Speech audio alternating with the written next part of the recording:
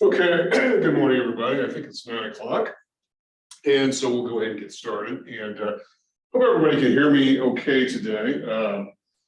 I'm going to finish up the remainder of chapter 3 that we didn't get done last week. And usually I put on the board, what our current update of the schedule is. But in this case, I don't really have a lot of board space. And really the only business that we have is to finish up chapter 3.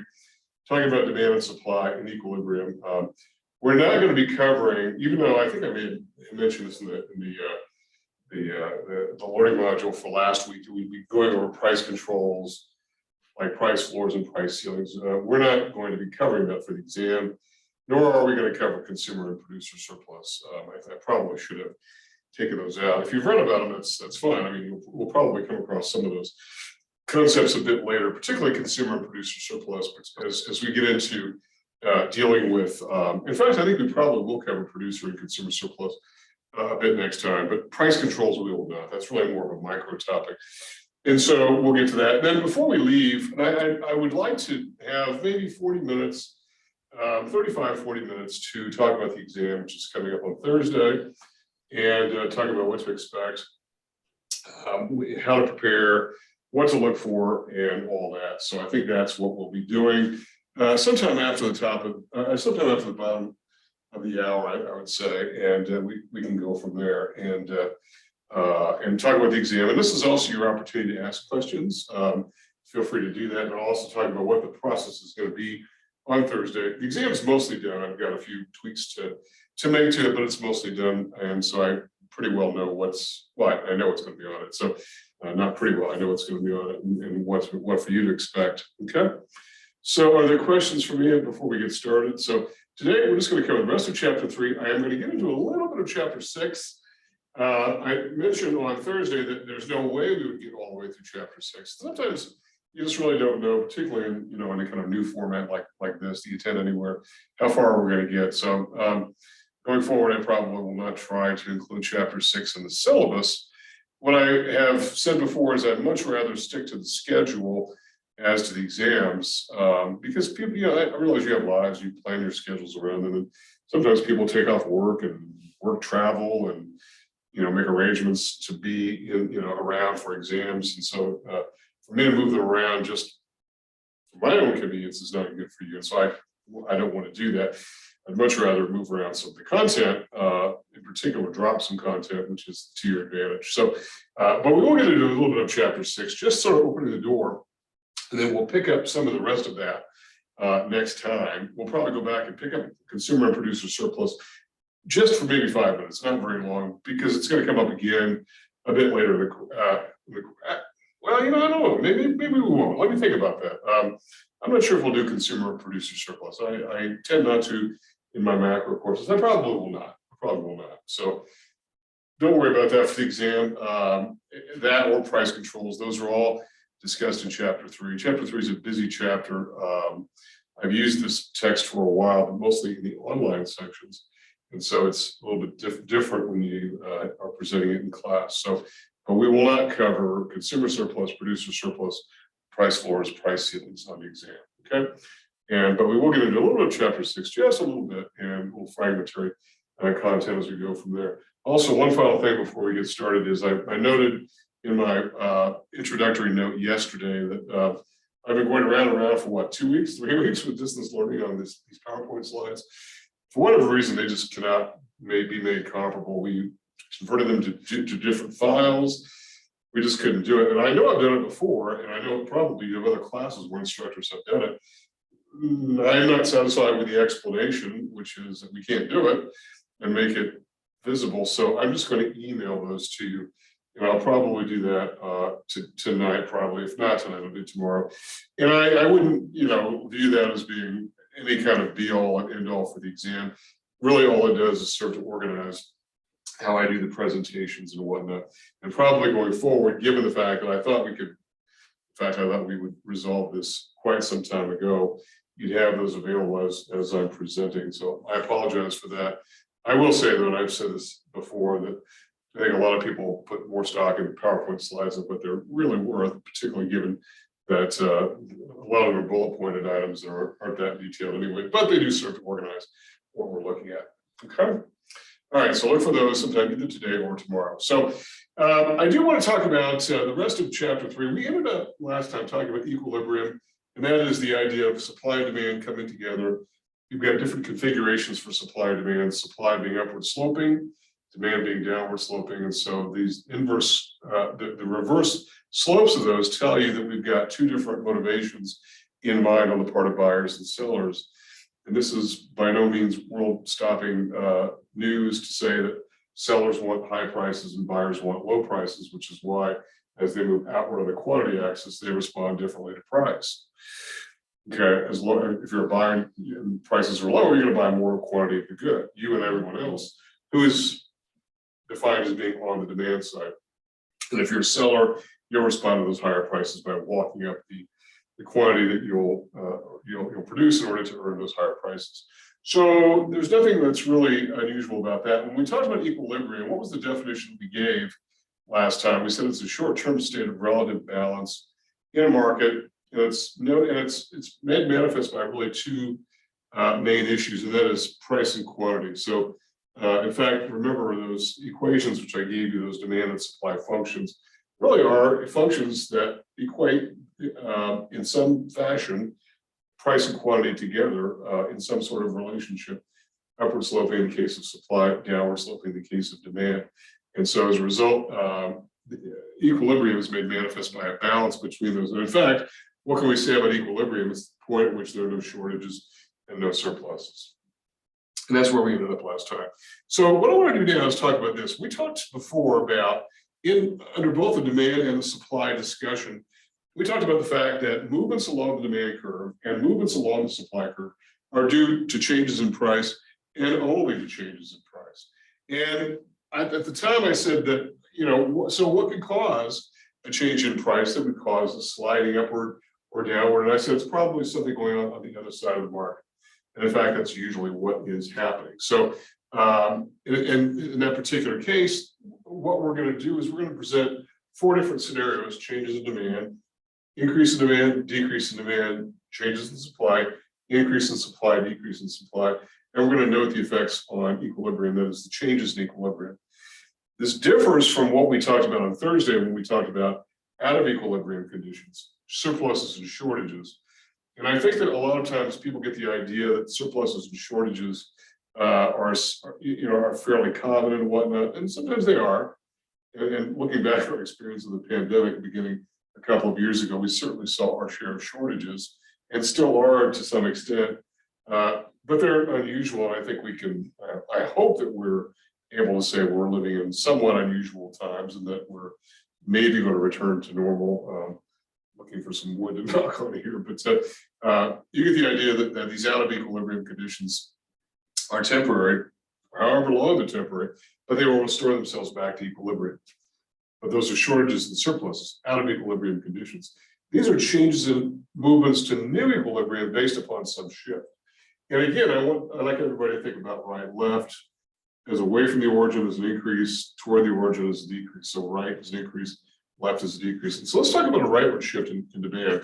In other words, there's an increase in demand. And if we go back to that listing I gave you regarding what can cause a shift to demand, we call those the determinants of demand. In other words, sort of the DNA of demand, the secret sauce of demand. What can cause a shift? It could be things like changes in tastes and preferences, changes in the number of buyers. In this case, we're talking about an increase in buyers, an increase in demand. Maybe it's a change in income. We have certainly seen that there's been an increase in demand for a lot of particular goods, particularly during the pandemic. Things like home exercise equipment, bicycles have been not just stationary bikes, but ordinary bicycles. And so what happens is this: you've got an increase in demand, a shift to the right in demand, meaning what? Well, there's going to be an increase in the quantity exchanged in the market, which would make sense. And so equilibrium quantity will increase. But as it's doing so, equilibrium price will tend to go up, simply because of the fact that buyers are bidding up the price of the particular good. Because why? If goods are flying off your shelf and you're a seller, you're going to do what? You're going to raise the price of your good. and you're going to move yourself to a new equilibrium from this equilibrium point here to a new equilibrium point there. So a new point at which quantity demand equals quantity supply. Sellers, remember, supply is just this current configuration of supply, the ability and willingness of suppliers to provide goods at various prices and quantities. And so their orientation is already set to produce more output, maybe stay open more hours, work another shift, whatever the case might be, in order to take advantage of higher prices. And so whatever the case might be, if there's an increase in demand for the good, maybe it's a change in income, right? Incomes are rising, and as a result, people are demanding more output. So we move from some P star 1, and we just simply pronounce these equilibrium conditions P star, Q star, little asterisk there. And everywhere in economics, you see an asterisk by a variable. It's really referring to some equilibrium condition, so short-term state of balance. Okay, so that's an increase in demand. What about a decrease in demand? What might be happening here? Buyers are leaving the market for whatever reason, so there's a left shift back to the origin. And as a result, quantity exchange is going to be lower, but it's going to be a new equilibrium condition. And because buyers are no longer buying the good in as great a quantity, the price is going to go down. If you're a seller and you find that buyers are staying away, well, the way to lure them back is to potentially lower the price. You're going to be motivated to lower the price. In fact, you're probably going to have no real choice in the matter. You're going to be lowering the price of the good. This could be any of those. This could be due to any of those causes of demand determinants. It could be the good is no longer in demand because it's people's tastes and preferences have changed. It could be the change in the price of a substitute, or some new good has come along to replace this existing good. And so as a result, these goods are going for less and less price. And by the way, this shifting to the left can go left, left, left, left until it hits the axis and it goes to zero. And demand for that good is gone, meaning that the market is gone. And whatever that good in question is, it could be completely gone because that good no longer really exists in the demand, in the minds of the demand side. And so people aren't buying it, the good goes away. No more demand for that particular good, whatever that good in question might happen to be. And I hope you can see this. My screen of myself is really, really small, so I sometimes can't see if this is a very big screen or not. I know that at home, if you are looking at the replay, you can hit Control+ and should bring it up on your screen. It's probably a better view if you use a desktop or a big monitor, or just a big monitor generally, in order to see some of this. We've got to kind of work with what we've got here in the videos, but hopefully you can. I mean, I know even on my laptop, I was able to zoom it up and get a pretty good view, so you should be okay. But then again, we all have different setups, okay? So a leftward shift is a decrease. Now, I know I've been saying this again and again and again, you're tired of hearing it. Think of right, left, not up, down. Because what about a rightward shift in supply now, okay? This is an increase in supply to the right. Well, if you think about if you think up, down, it's going to look like this is decreasing, when in fact it's actually increasing. It's due to the slope of supply. Here you've got more suppliers entering the market, or as I indicated on Thursday, one of the big determinants is a change in the cost of production. It simply costs less to do whatever it is the suppliers are doing. And as a result, they're going to produce more output, indicating a rightward shift in supply, an increase. And there's going to be greater quantity exchanged, and those prices are going to go down because there being more supply available. And again, think about supply being not inventory, but the willingness and ability of suppliers to provide units of sale at various prices and quantities. And so it could be a lot of things. And again, one of the preeminent factors that I mentioned on Thursday was the change in production cost.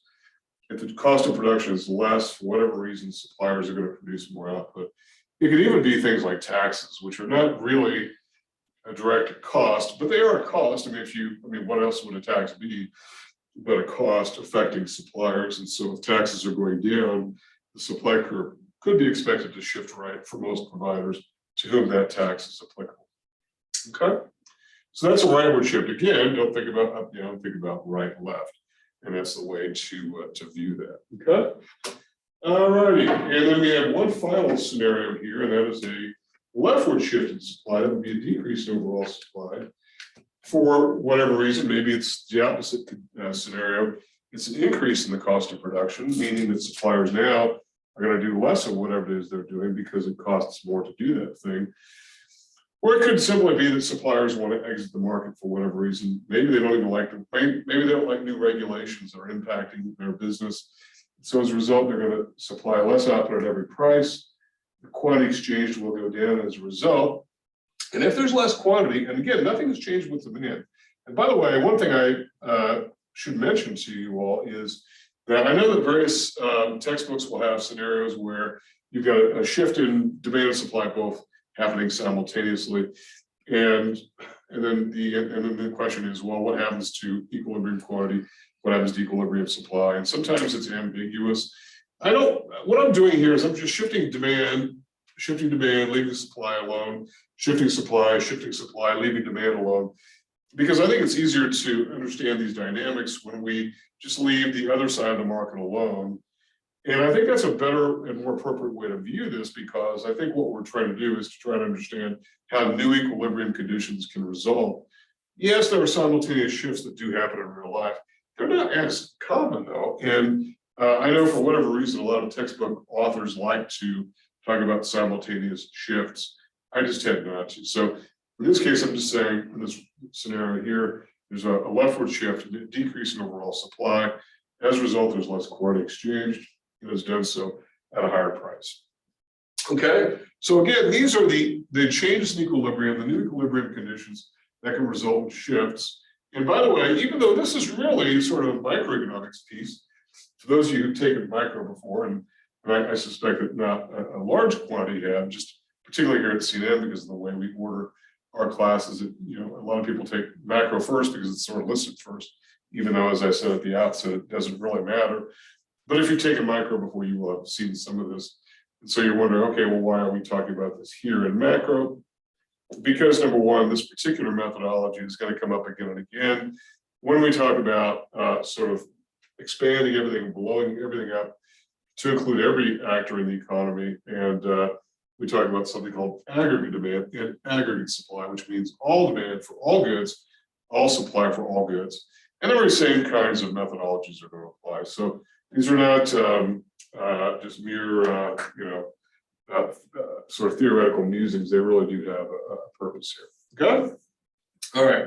So questions for me? I guess I've got about 15, 20 minutes to cover what I want to do. And all I really want to do in the chapter 6 piece, and I'm going to go and erase this if you, I guess the good news about these Zoom links is the fact that you can always stop, start, rewind if you missed anything. So whereas in the physical class, if I were starting to erase, I probably hear some protest, but and maybe you are protesting. Oh, I'm sorry, but you can always go back and take a look. But it's also in your book, and so this is not difficult. And by the way, if you're on an exam and you're asked, and you will be on Thursday, okay, there's a increase in supply, no increase in demand, or whatever.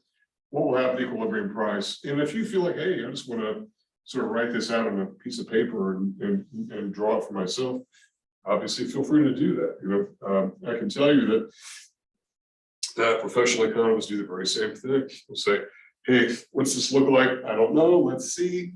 Let's draw it out. Let's see what this is going to look like. And that is not an unusual scenario at all. Okay. Okay. So what are we talking about in chapter 6?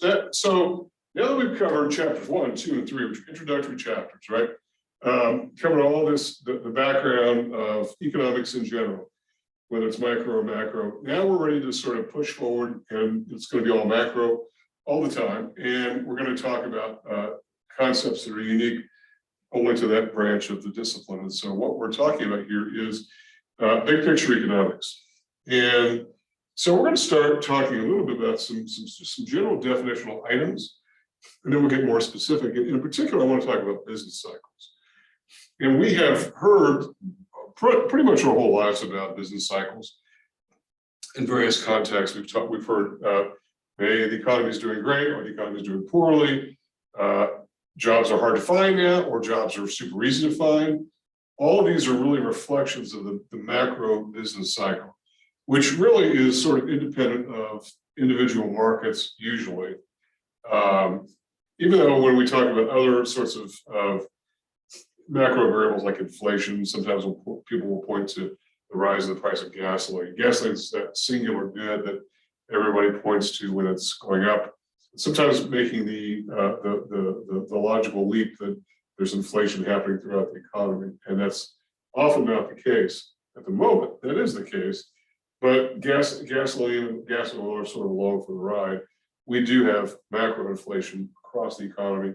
We're going to get to that a bit later. It's something we haven't talked about for really a very long time. Even I've covered it in these classes for years. It's really not something that, from a practical standpoint, we as citizens have had to really deal with in great quantity. We do now. The point is that all these things like business cycles, inflation, unemployment are all things that affect us and we see happening and we can perceive happening. So when we talk about business cycles, what are we really talking about here?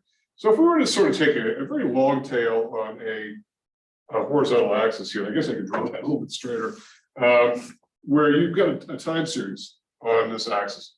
So just simply over time, and then plotting the growth in output, which we're simply going to put as a dollar figure there.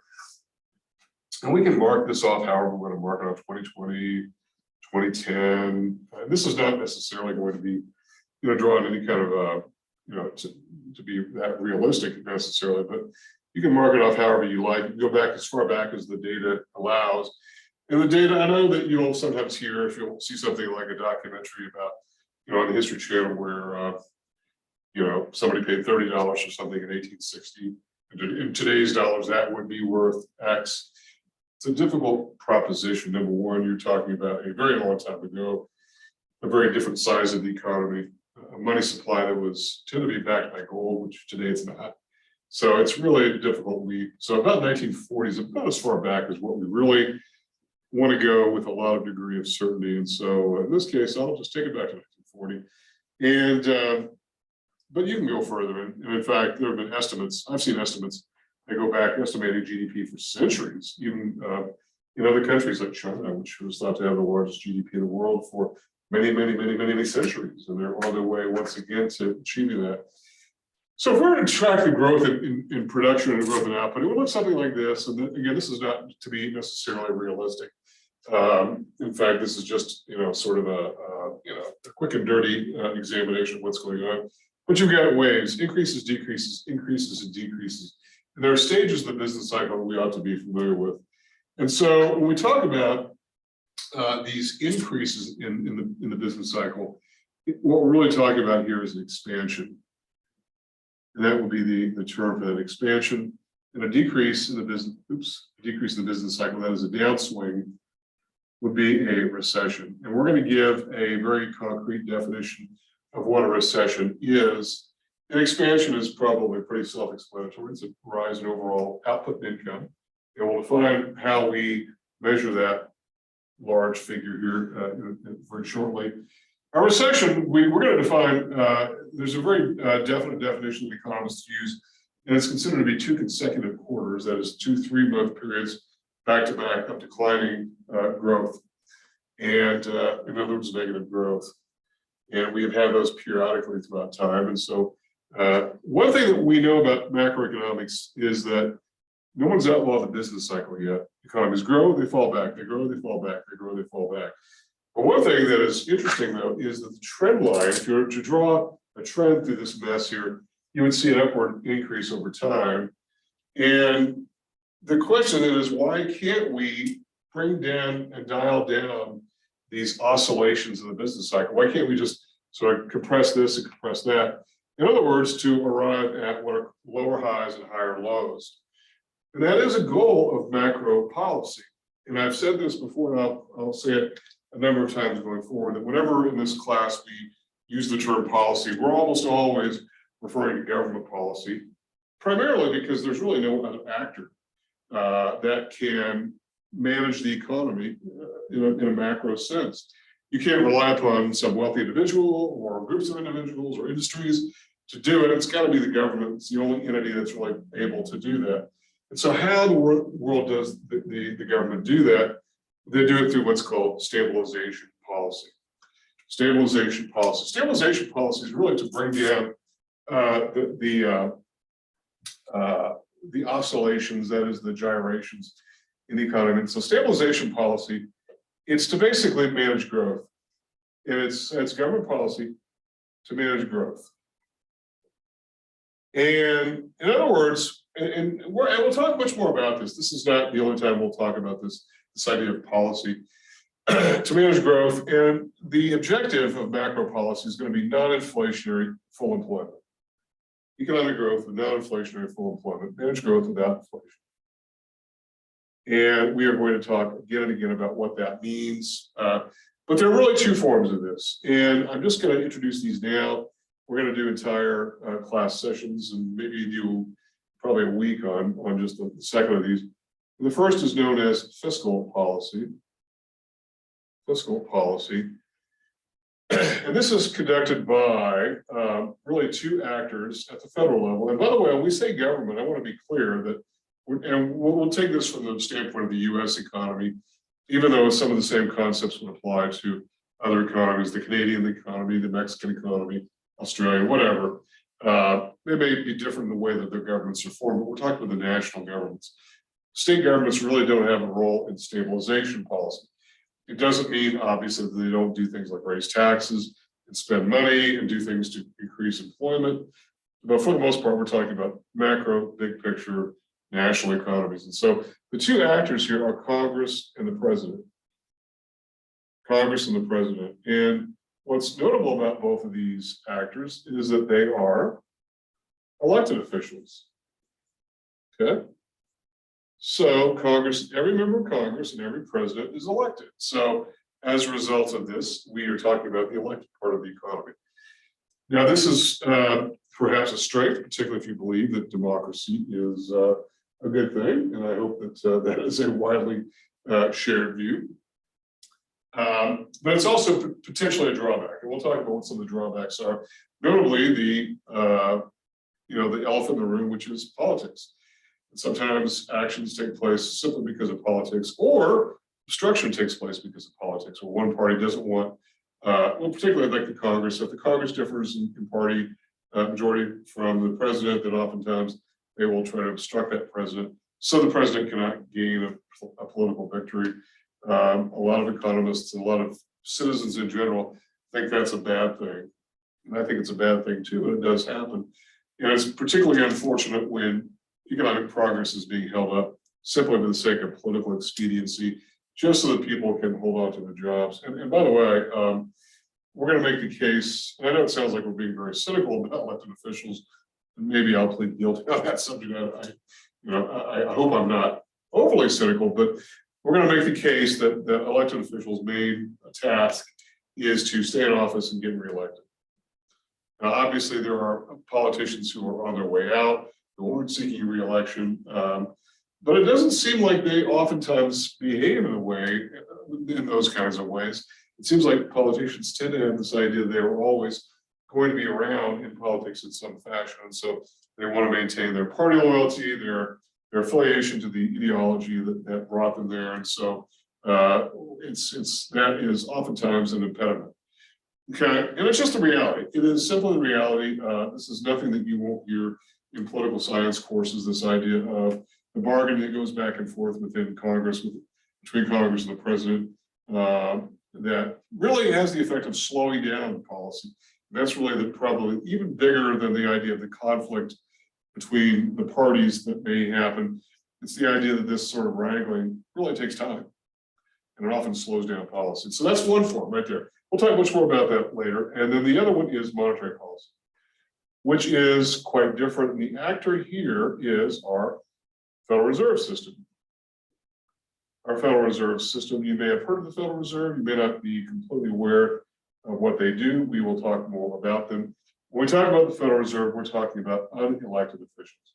In other words, these, particularly in the main realm of power, which is in Washington, D.C., they're appointed by the president, so they don't stand for election to the public, and that's an area that in itself, for opposite reasons, fiscal policy is considered to be controversial to some other people who may not have any problem with the wrangling, that they think the conflict among the parties is a healthy thing. That they probably decry this because there is no party wrangling typically. There's not really that much politics that goes on within the Federal Reserve Board and its main policymaking body, which is known as the Federal Open Market Committee, Right now, you don't need to know what those are. We'll talk much more about them.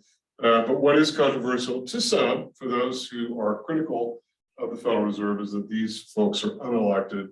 Therefore, their actions can be independent of political pressure or even popular pressure, that they could do things that maybe the public simply does not like, and as a result, they can sometimes be unpopular. And their actions in the late 70s and early 80s certainly made the Federal Reserve very unpopular by really pushing the economy into a recession in order to squeeze out the inflation, which was very prominent at the moment. Okay. All right. So questions about stabilization policy. I don't have too much more to do, other than the fact I want to sort of finish this up here. We talk about the stages of the business cycle. What we're really talking about here are these. There are really 4 stages: expansion, recession, and then we've got these 2 places in which the slope turns to 0. It flattens out, and so we simply call a top of the business cycle a peak, and the bottom of the business cycle a trough. And the big question is, for economists and for a lot of other actors, particularly those in the financial world, the question is, when do we know we're at a peak and when do we know we're at a trough? And the answer is, it's not always easy to know. Sometimes there's a sort of a feeling that the economy may be at a peak or a trough, and then it's going to now take an inflection. The economy has been going great guns for a while, now it's going to head downward, or man, the economy has been bottoming out. Now we've finally bottomed out and good times are here again, that sort of thing. It's really hard to know. And one of the things about macroeconomic data, which is an unfortunate reality, is that it's all historical data.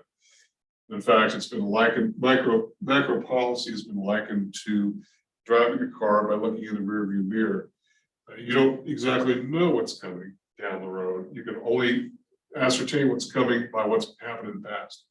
All the information we have is historical information. Even that which is considered to be very current, like unemployment data, which comes out once a month, inflation data, which comes out once a month, is looking a little bit backwards at the previous month.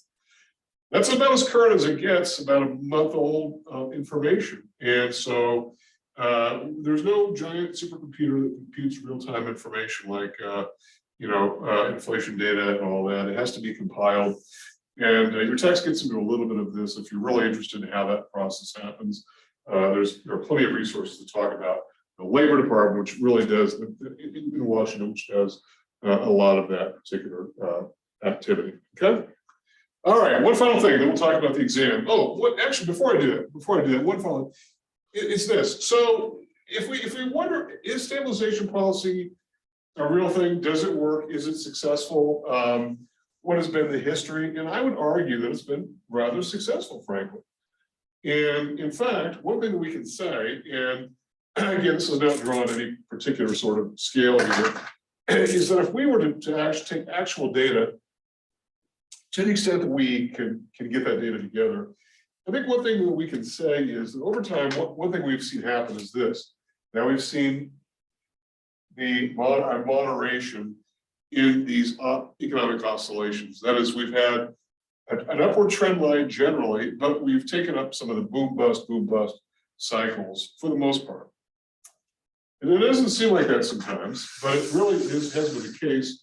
And in fact, even though the data is not particularly good from the 19th century, we do know that there were a number of not just recessions, but actual depressions that happened in the 1830s, 1850s, 1870s, 1890s, 1907. I mean, these are years before we had very good data, and it was an absolute, and a depression is a little bit different than a recession in the sense that it's really defined as being a very steep and deep downturn.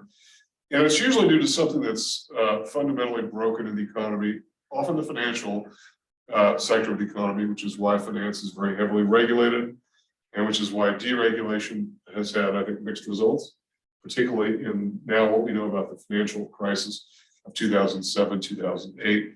But depressions are much deeper than recessions, and they're longer lasting. It can be due to other things like crop failures, when agriculture was a bigger part of the economy. It can be due to speculation in things like gold and silver. We've had that before. That's caused actual depressions. But we haven't had an actual true depression since the 1930s. We've had a number of recessions, downturns, temporary, lasting usually less than a year. A number of those since the 1930s, but nothing like the years-long massive increase in unemployment and fall off in output that was associated with the Great Depression of the 1930s.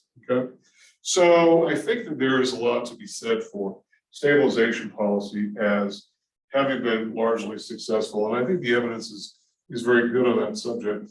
And it doesn't mean that every macro problem has been worked out. And in fact, I'm really kind of reluctant to sort of agree that everything has been figured out in macro and there's nothing new under the sun to be learned. And I think that was sort of the thrust of Paul Krugman, who is Nobel Prize winning economist, is also a New York Times columnist, who basically said something about the fact that we've figured out most of the big problems in macro, and unlike microeconomists who are still trying to struggle with some of these things, which I found it to be a little bit like a warning bell. I think it may come back to bite them at some point, but we'll see. Okay, we'll see whether or not we figured everything out or not. One final thing, and that is, how do we measure all this activity, these ups and downs? How do we do it? And so we talk about the accounting for this. The process is known as national income accounting. And when we come back from the exam, we're going to get into actually looking at the data itself. National income accounting, this is the activities done by an agency of the U.S. Commerce Department called BEA, Bureau of Economic Analysis, website bea.gov. Feel free to go onto that website. It is not an easy website to navigate. There are many dozens, hundreds of data tables. But if you're really into data, you can slice and dice these a lot of different ways. Things that you couldn't do years ago just by virtue of the technology allows us to really delve into what we're looking to see.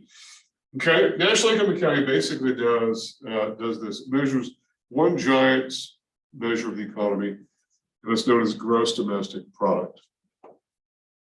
Gross domestic product, which is a dollar figure that represents the total dollar value of all output. Okay, and to give you my handwriting is not the best today. The total dollar value. And if we were talking about the Japanese economy, it'd be the yen value, the Chinese economy, it'd be the yuan value, but it's total dollar value of all final goods and services. By final, I simply mean that these, whatever the goods are in question, they are ready for final sale. So intermediate goods like things which go into other goods, like all plastics, for instance, would not be a final good because you're not going to buy a sheet of plastic, you're going to buy a hairdryer or something that is a final good that is used the plastic somebody's made. The output of all farmers, for instance, is not final for the most part. So all final goods and services produced in a given year.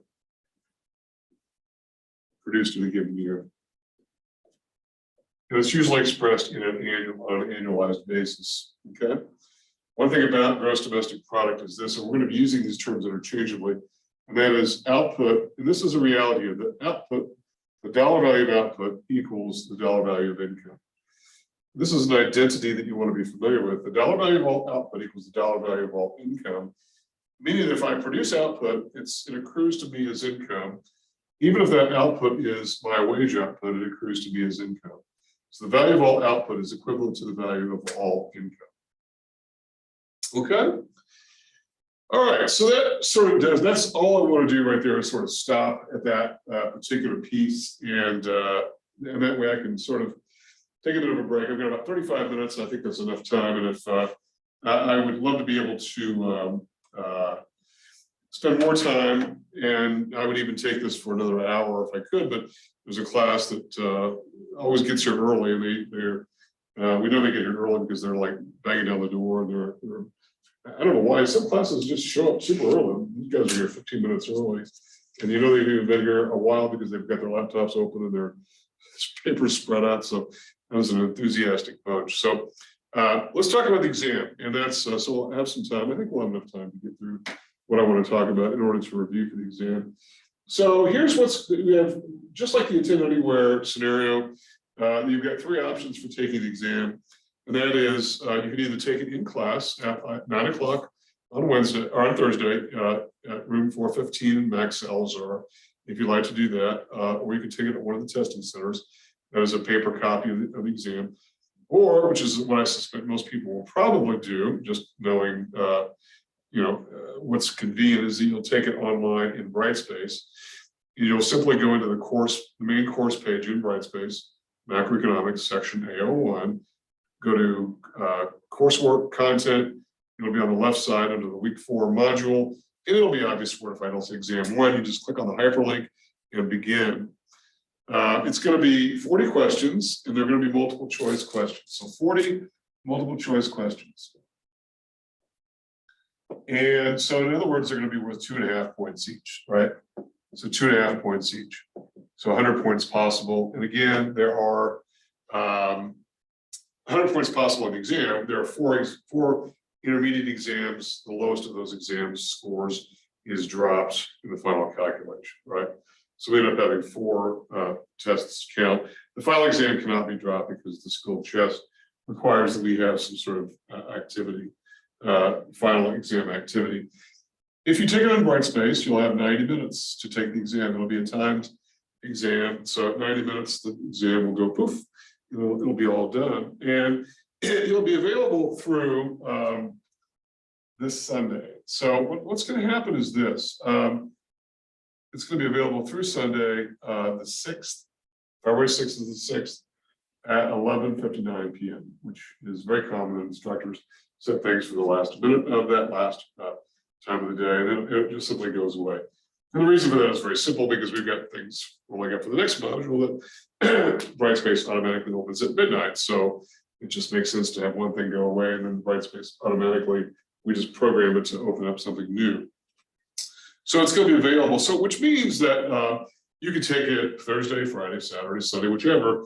But I would ask you to try to take it in one sitting only, because I don't think, I could be wrong, but I don't think the Brightspace will let you stop and restart, go back into it. I think if you do that, you have to start again.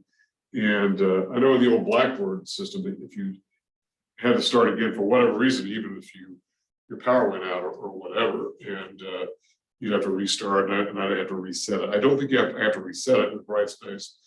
And I apologize for saying I don't know. I think it's just that Brightspace is still fairly new to us, and we just haven't seen enough experience with it. But if you do get knocked out and you need to be reset, I'll be available all weekend. Just send me an email and or call me, and I can just, it won't take me long to reset it. I don't think you'll have to do that, but I do think that you'll want to do it in one sitting.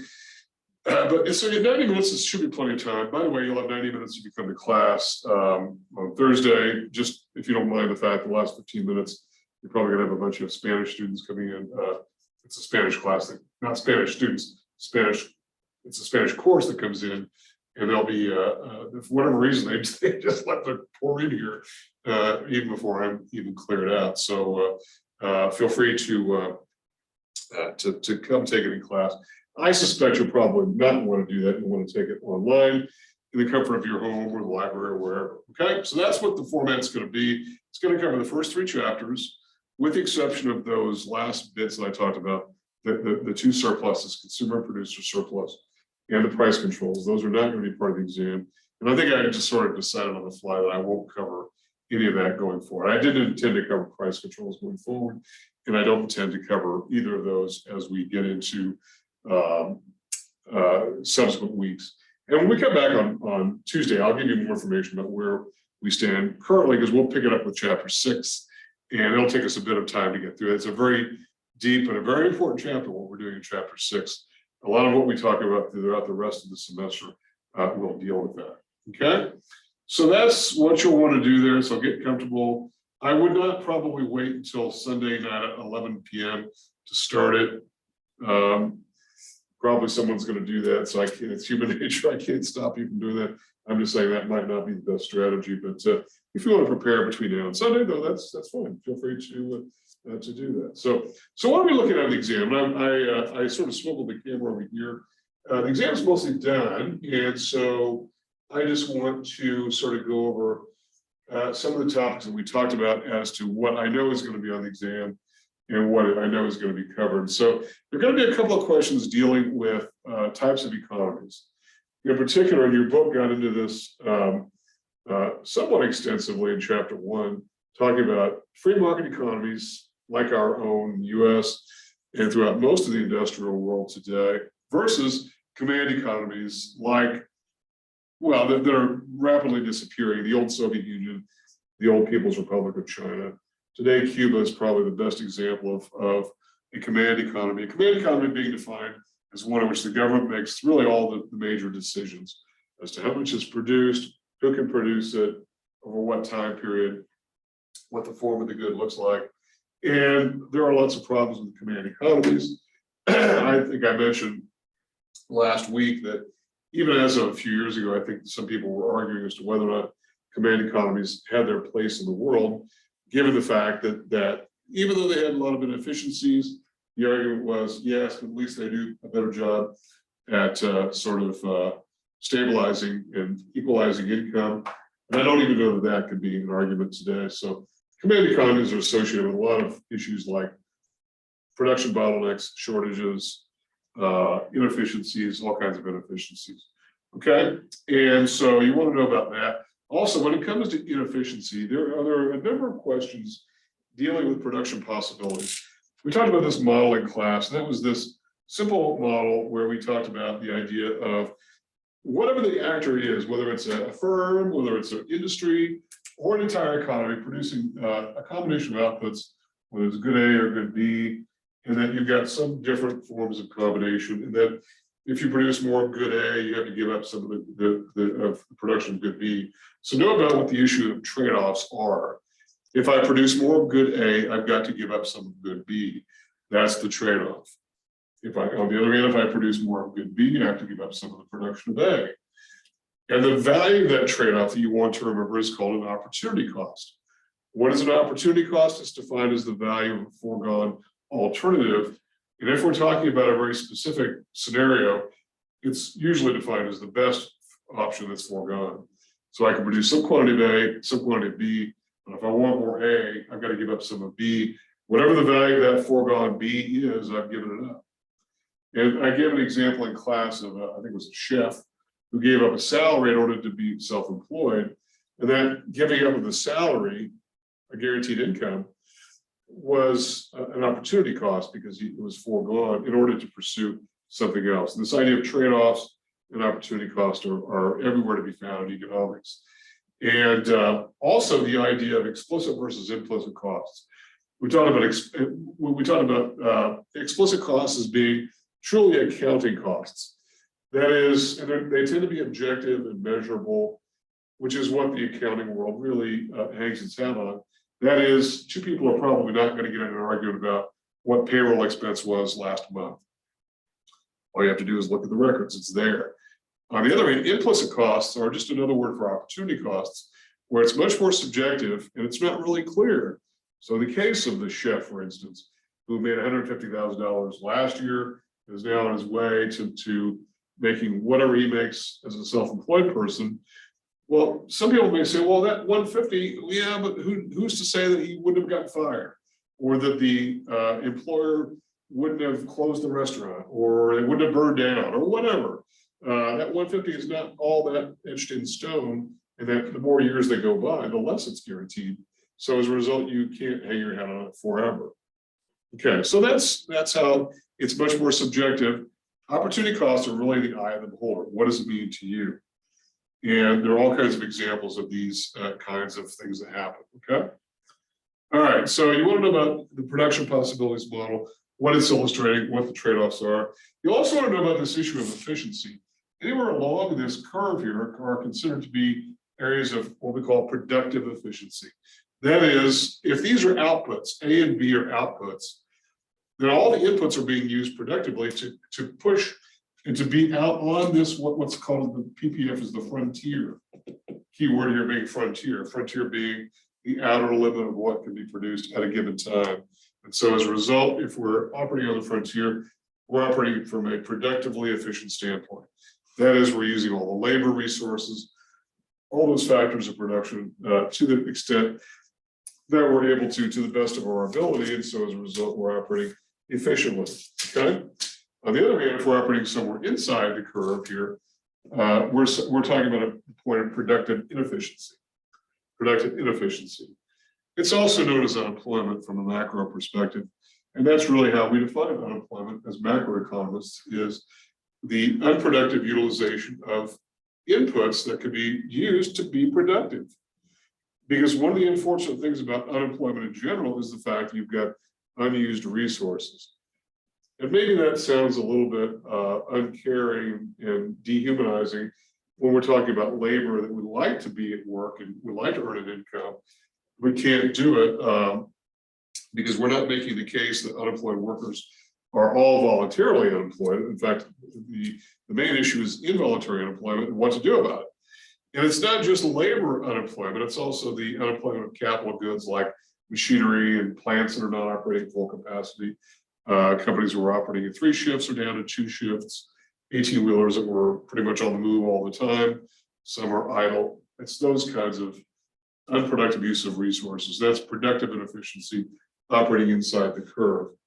But on the other hand, if you're able to sort of push outward, this is what economic growth is all about. It's making the pie bigger, this sort of pushing outward so that you can have more of A, more of B, and the pie gets bigger and bigger and bigger. And that's what economic growth is, which is just the opposite of unemployment and recession, which is what we've sort of modeled here on different parts of the business cycle. Okay, so productive efficiency is utilizing inputs effectively.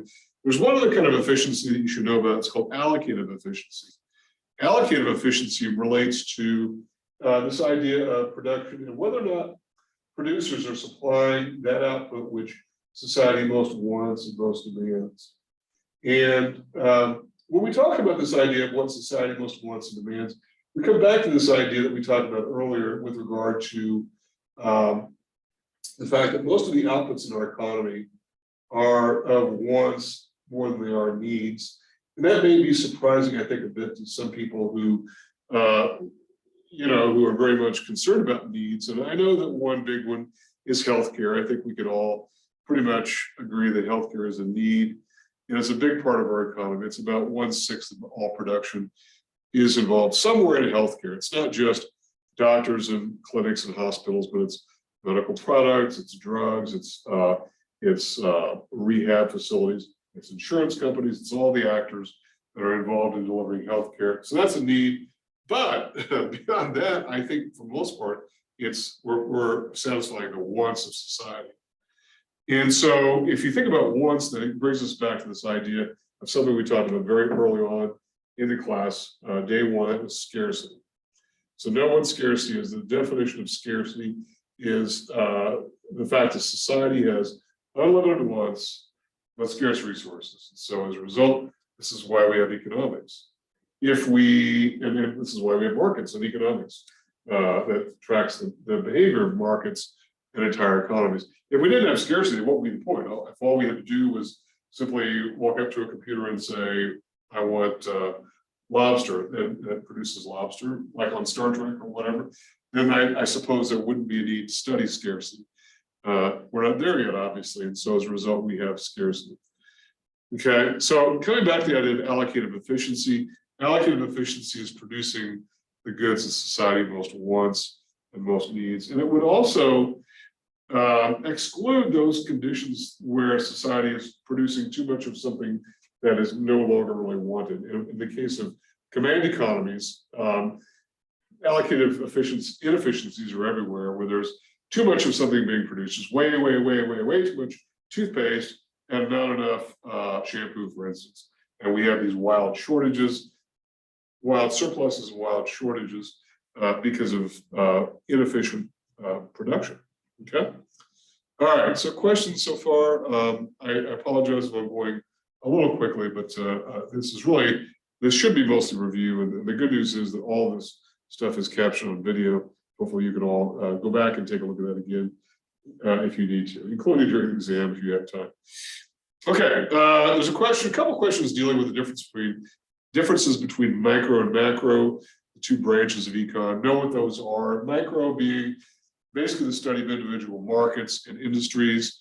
If we talk about the idea of, say, the auto industry, we're talking about micro. If we're talking about the entire economy, the Canadian economy, the US economy, we're talking about macro, okay? Also within micro are the subfields that we talked about early on. That is things like labor economics, industrial economics. If we talk about labor and wages from a very specific standpoint, we're talking about micro, labor economics being a branch of micro. We'll talk about labor from a big picture standpoint, from the standpoint of unemployment, and we'll be getting to that very soon, but that would be the difference. One of the metaphors that was used, that I used, was that of, actually it was something I borrowed from another textbook, and that was street level economics is how you would define micro, seeing individual markets, individual firms selling individual goods at individual prices, whereas macro being a view from outer space, seeing the entire economy and everything going on. Okay, so let's see, what else have we got here? I'm just kind of flipping through here, and some of this I've already talked about, so I just want to make sure that I'm not repeating myself here. Oh, okay, so there are a number of questions dealing with the circular flow model. Let me back up a little bit here. Models in general, okay? There's a question dealing with what models are. We talked about models as being representations, simulations, graphic illustrations of reality, and we've looked at about 3 different models so far. The production possibilities model is a simple model. It's a representation of reality. The circular flow model is another model we looked at, and then supply and demand is another model that we've looked at, and we're going to be building others as well as we get going throughout the course. So you want to know what those are, the ones that we've talked about before. In particular, we talked a bit about the production possibilities. Let's talk a bit about the circular flow. And of those, you want to know who the actors are. When we talk about economic actors, who are they? Specifically, we've got 3 main groups. For right now, we will add to those later, but for right now, we've got business firms, households, and government. Business firms, household, and government. So those are the 3 main actors who exchange outputs. In particular, the exchange between businesses and households is important. That is, businesses produce goods, households produce labor. And that goes in this sort of cycle going this direction. And that's reversed by the money flow, which compensates for the goods are compensated with by spending by households.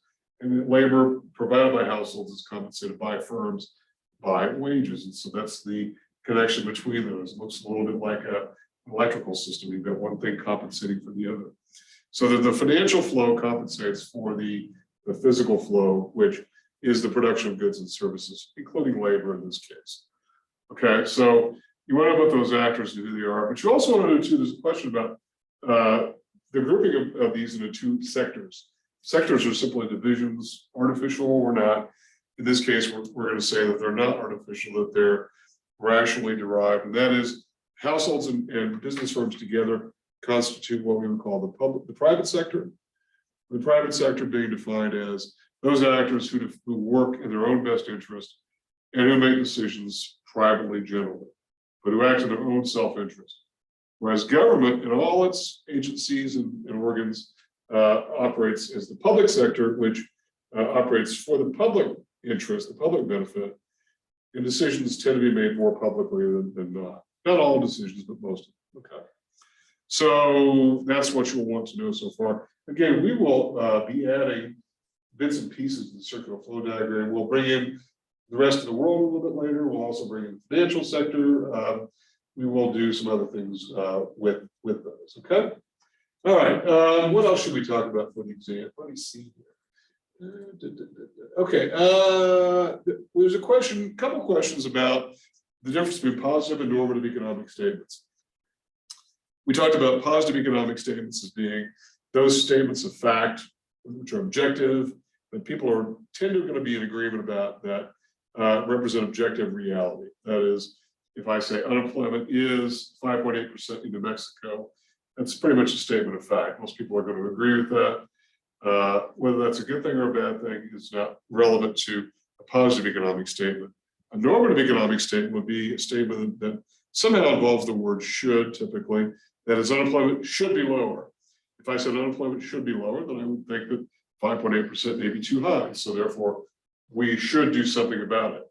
And as a result, those normative statements, which are much more subjective, it may be something that I might feel that you might not agree with. Maybe you think unemployment is just fine. But if you feel like it should be something lower, then government should do something about it. Again, that's where policy is formed are these should statements. And they're more controversial because they're subjective. And if you think back to, or just go back in our not too distant history, one of the more controversial normative ideas was that of affordable care for all people. That when the Affordable Care Act was being debated, President Obama had the view that all people should have health insurance. And not everyone agreed. It was very contentious. The idea that why should we be forced to buy health insurance? Now, obviously, that the argument that people should have health insurance won the day. It's a bit the Affordable Care Act has been watered down a bit, particularly in terms of the penalties for not complying with that health insurance. But nonetheless, the idea that if it's more available and it's more affordable for those, particularly of lower income, and there's a lot to that law. All I really want to focus on, though, is the idea of the should statement as being a normative statement. Okay. Okay, let me see here a minute. Some of this I've covered, so let me. When we talk about trade-offs, there'll be a couple of questions that are very specific, like I can study for an exam, or I can go to a movie. What is my opportunity cost of studying for the exam?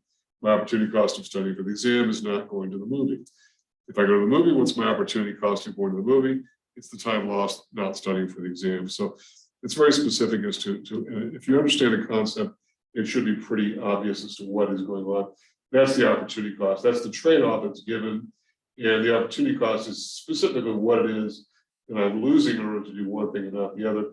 And we're going to make the case again and again and again, even in this macro course, that pretty much every decision involves some kind of trade-off.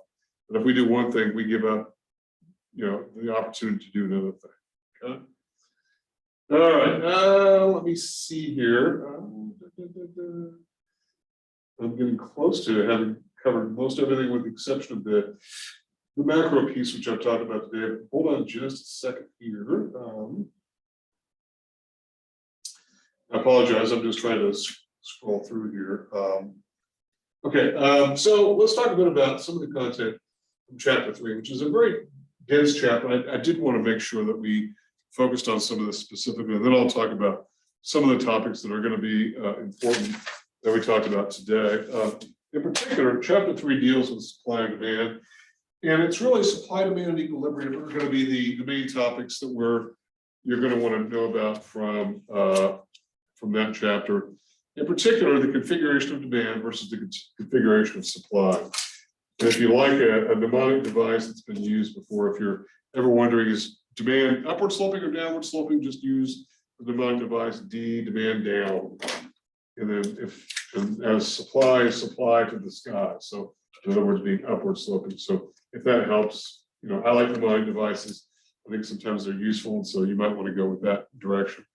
And then as to those slopes, either upward or downward, know what those mean. In the case of demand, it's downward sloping, implying an inverse relationship between price and quantity demanded. That is, it's the law of demand, which says that as the price of a good goes up, the quantity demanded goes down. And if the price goes down, the quantity demanded goes up. So that's why one thing goes up, the other thing goes down. It gives you a negative slope in these first quadrant graphs. With supply, it's just the opposite. The law of supply states as the price goes up, the quantity supplied goes up, and vice versa. If the price goes down, quantity supplied goes down. Okay, so this is why you have two different slopes on this. And then know about the fact about equilibrium, how it's defined. It's the point at which equilibrium is defined as this point of stability, but also it's made manifest by two things: equilibrium price and equilibrium quantity. The equilibrium price corresponds to that equilibrium quantity where there are no surpluses and no shortages. A surplus being defined as quantity supplied being greater than quantity demanded. A shortage being the case where quantity demanded is greater than quantity supplied. Okay, so you want to know about that, about those. Let's see here. You'll also learn about these shifters of demand and supply, and there are some questions dealing with those specifically. Like we said, that these were non-price variables that can shift the demand curve or shift the supply curve. In other words, it's something in the equation itself. there's no question dealing with you having to work with the equation.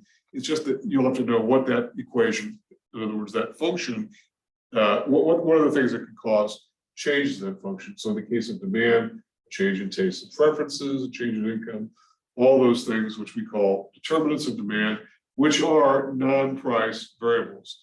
Now, this is not the price of the good that would cause a shift. It might be the change in the price of another good, like a substitute or complement, but it wouldn't be a change in the price of the good itself, a non-price variable. In the case of supply, it might be a change in the cost of production, a change in regulation, a change in forecasts, business forecast, whatever. Okay. Now, these shifts are different from movements along these curves, which are due to changes in price and only due to changes in price. Okay. So you want to know about those, and then know, you might have a scenario or two about, hey, demand will shift to the right. What happens to, with no change in supply, what happens to equilibrium price and quantity? And that's some of what we did at the outset today, is talk about those particular shifts. Okay. All right. Let me see here a minute. You'll also want to know about, we talked about substitutes and complements. And what are they? That is, substitutes are goods which can be swapped for others in a purchase decision, oftentimes being due to a change in price of the substitute or the complement. Substitutes don't have to be the exact kind of good, like the same kind of good, only a different brand, like Coke and Pepsi being very similar, but having different brands. These could be completely different goods. It could be iced tea and coffee, or it could be green beans and peas, chicken and pork, whatever. Complements, on the other hand, are those goods which are purchased or consumed together, and so a change in the price of one is going to impact demand for the other. And one of the examples we gave was hot dogs and hot dog buns. They tend to go together because they are used together. A change in the price of one is going to affect demand for the price of the other good. Okay. Okay. Let me see here. Are other questions so far about any of this? Because I know I'm down about the last 10 minutes here. Let me see here a minute. And I think I've covered some of this. I'm just kind of going over in my mind here what. Okay, so you'll be given some of these will be graphics where you'll see a demand curve maybe shift right or shift left, and the scenario will be what might have caused D1 to become D2. And it could be maybe a change in the number of buyers or a change in income. Again, referring to this, but it'll be a graphic that you'll look at. So you'll need to know a right shift is an increase, a left shift is a decrease, and what can cause those to happen. Okay, so you want to know about those. Okay, let me see here. Okay, so just a number of different scenarios related to a change in these, a shift in these curves. Since equilibrium, moving to new equilibriums are always important to know about in econ, and they're going to have macro implications as well as we get going. Let me see here a minute. Okay, and so what else do we want to know for the exam?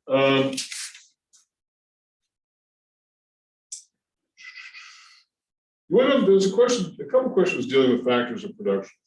We talked about this in class as being these four categories of inputs: land, labor, capital, entrepreneurial ability.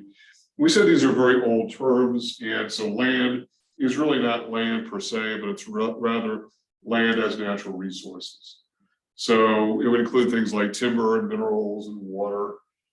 And labor is not just labor power of people showing up, it's also human capital. So you want to know what those are about, those factors of production, and what some of the examples are of those. We talked about capital, we're talking about productive goods, like machinery and equipment and things of that nature. So you want to know about what those are about, okay? So, and then you want to know about some of the things we talked about just today, and which means you really don't have to go too deeply into chapter 6. You can read it, but we're not going to get into these to the details of GDP, but just know what GDP is. Defined as, gross domestic product is defined as the total output of goods and services produced in an economy in a given year. And we said final goods because goods are intermediate to the production process. would not count. So the value of a brand new steering wheel would not count in GDP because it would go into the car that is accounted for in GDP, along with the new battery, the new seats, and all that, right? So, a replacement steering wheel, that would, because that would be a final good that would go on someone's car sometime after they have already owned it or someone has owned it. So, so it's final goods that go into that calculation, okay? We talked about business cycles and what the stages are: expansion, recession, and just simply know what those are: the stages, the business cycle, the peak and the trough, that kind of thing. Also, let me see here. We talked also about stabilization policy. There are two forms. I think there's a question dealing with what those are.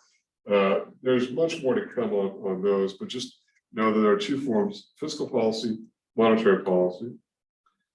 And then I think the last thing that is going to be on the exam that we haven't yet talked about is something that goes back a little bit when we talked about the production of goods and services, particularly, and it's going to be sort of built on a bit when we talk about international trade. That's the difference between absolute advantage and comparative advantage. There may be one question dealing with that. Absolute advantage is simply any producer, whether it's a firm, an individual worker, an industry, an entire country, that's better at doing something than some other actor of comparable scale. So if one firm does something better than somebody else, better, cheaper, or faster, that party has the absolute advantage. But comparative advantage is really what the key issue here, and that is, if I could do one thing and not the other thing, I want to do less of what I do less well and do what I do better, even though I'm not the best at producing it, and I'm not the best in the world. And this is really important because there are very few best in the world at anything. There are a lot of actors that are, I mean, in fact, most of us are not the best in the world at pretty much everything, right? But that's not the point. It's that we're going to do the things that we do best and avoid those things we do less well, right? That we do less well. So I could, instead of being here teaching economics, I think I do a decent job teaching economics. I probably do better doing this than, say, I don't know, driving a semi, right? Which I thought about doing one time, being a long-haul truck driver. It's a good occupation. I would recommend it to anybody who wants to do it. But I would rather do this because the fact that I think I'm avoiding, I think I do that less well than when I do this. I want to avoid that. This is also why I'm not playing the NBA or the NHL, or you get the idea. The examples are absurd, but you get the idea. We do what we have the advantage in because we're avoiding that which we do less well. And the idea of specialization is important. It's got all kinds of implications that we're going to be talking particularly more about as we get into talking about international trade, which I really wish we had more time to get into in the class. And when we had 16 weeks as opposed to 15, I was able to cover more of it on our semester. It's a little shorter now than what it used to be. So, okay, so I've got just about 3 minutes left. Does anyone have any questions for me? I can answer anyone's questions. We've got a number of people still on the Zoom link, and I'm more than happy to answer anything that you might have for me, because I can't hear you if you're unmuted. Okay, well, this is not your last chance because I'll be here. And by the way, what I'm going to do on Thursday is I'll be here because obviously some may want to take any class. One of the things we discovered about the pandemic was that not all students like any kind of distance learning. They'd rather come to class, see the instructor, do all that. And that's perfectly fine. It's your choice. So I'll be here. Also, I'll have the Zoom link open. So if you do have questions for me, feel free to ask that, and just consider it like an office hour or an office hour and 15 hour and a half. So I'll have it open. So I'll just try to keep an eye out. So if you pop in, I'll see you and we can talk and go from there. The exam will be available right after class is over. Okay. So right after class is over, I'll just flip a switch and Brightspace, it'll be available, and it'll be available through the end of the day on Sunday. If you do get to working the exam, or if you're studying for the exam, you have questions and say, look, I didn't get this, or whatever, I didn't understand this, just get with me. I'll be more than glad to try to help. I'll do what I can, and I'll be available. I probably am not as quick in getting back to you on weekends as I am throughout the week, but I will be checking in. I will be able to get back to you. And if for some reason you missed the exam this week, I think I did build in some language about makeups, and we tend not to have a lot of makeups in this class, but if there's something that is really awry, there's a makeup. There's usually a 10% penalty for that happening, provided that we're not talking about some system-wide failure of Brightspace, which I don't foresee happening. But that's something to think about. So, okay. And by the way, when I developed the syllabus, I was sort of going off the master plan that CM had, that everybody would take exams in class. But given the ongoing pandemic, I think it makes more sense. A lot of people don't want to be around others during the pandemic. The only reason I'm not masked is because there's nobody in the room right now. Not yet. I got about 30 people ready to come in, so I'll put my mask on after we leave. So anyway, any questions for me? Because we're about out of time. Okay, well, have fun studying for the exam. I wish you all luck with it, and I will see you all on Thursday.